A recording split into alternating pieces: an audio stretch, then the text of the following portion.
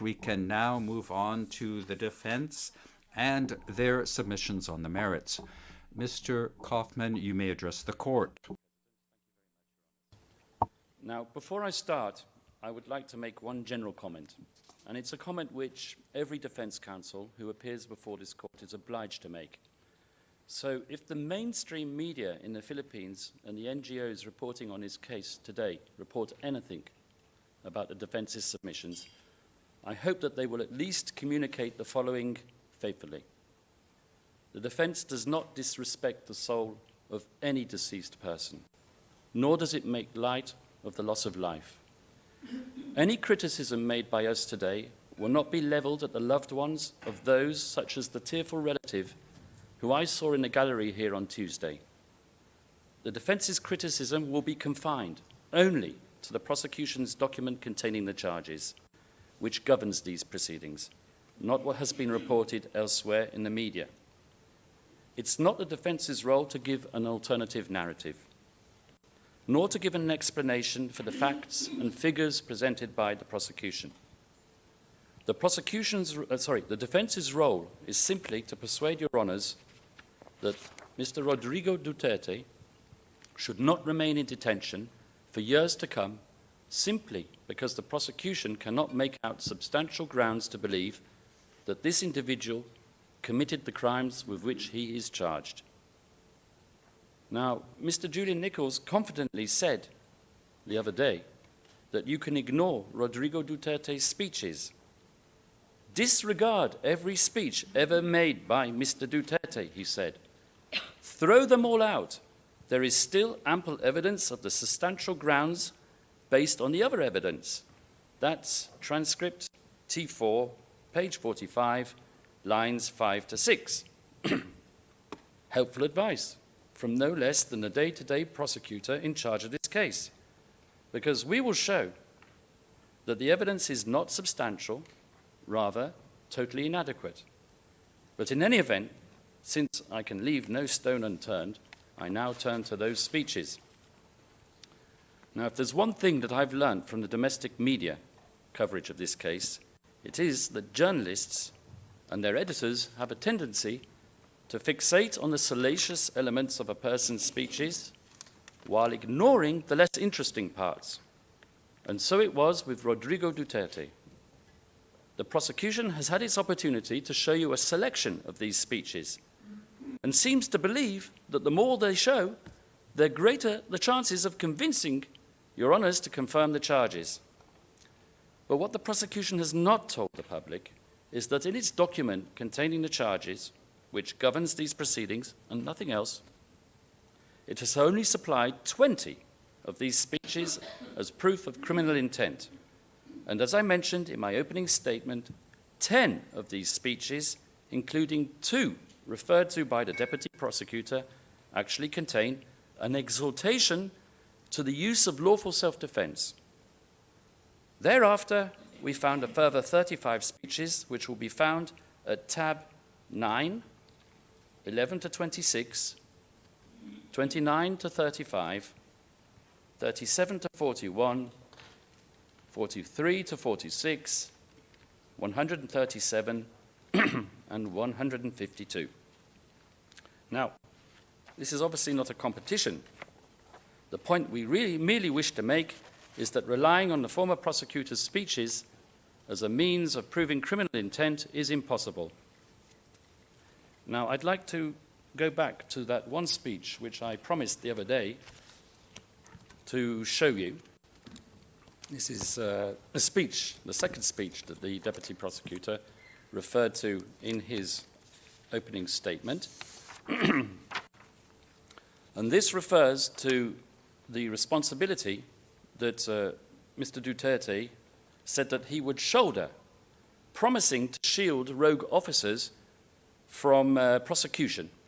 If we may, the first of these speeches, and I quote what the deputy prosecutor read from this speech.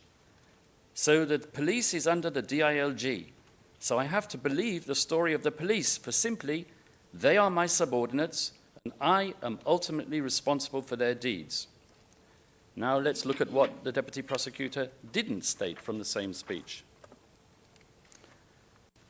And the order is simply this: go out, arrest them if you can, but if there is no peaceful method of doing it and you are presented with violent resistance, thereby placing your jeopardy in your life, you shoot, well, the son of the bitch. Mr. Duterte's language, obviously, but nevertheless an exhortation to lawful self-defense. Let's have a look at another one of the prosecution's speeches mentioned in their pre-confirmation brief. Once again, on shielding criminal agents from prosecution. I quote, this is, I apologize, PHL OTP 00001127 at page 5. And I quote, "But if you do your duty, do not worry about cases. I'll protect you. Believe me. That's why I will protect them. And if there's somebody who will go to jail, it's me. I will assume full legal responsibility." Now let's have a look at the exonerating element, which comes right underneath the allegedly incriminating element. He said, "Just do it right. We have our trainings that you can only kill if your life is in danger, and you are there performing the duty of a law enforcer. That's about it." Now I will turn to one of our speeches that we found in our research, one of the 35 that the prosecution didn't find. And I will terminate there because we have the rest, which we've referred you to in the tabs. So this is an exonerating speech which the prosecution either missed or ignored because it doesn't suit its case. And it was a speech which was made right at the start of the presidency, which could be seen as setting out the standard for his presidency. Mr. Duterte said this: "I promised them I will suppress crime and take control of the drug situation, which was really running wild in our country today. Make no mistake about it. I repeat again for all and for everybody's consumption. Do not kill if you are not in danger of losing your life." Well, it goes on. You can see it there on the screen.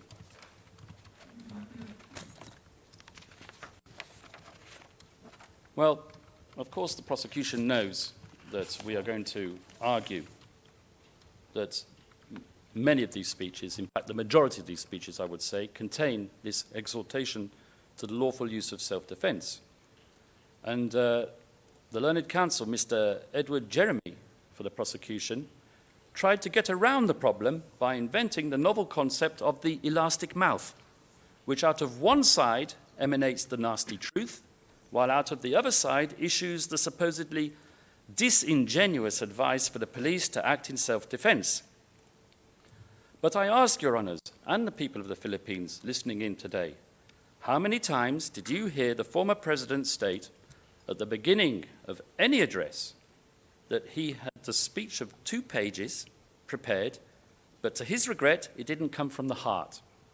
And then he would proceed to speak at length, sometimes for an hour or more, in his own uniquely colourful and crusty language, exposing his homespun theories on crime control, swearing a bit here, boasting a bit there, and generally delivering a speech more akin to Finnegan's Wake than a Gettysburg Address.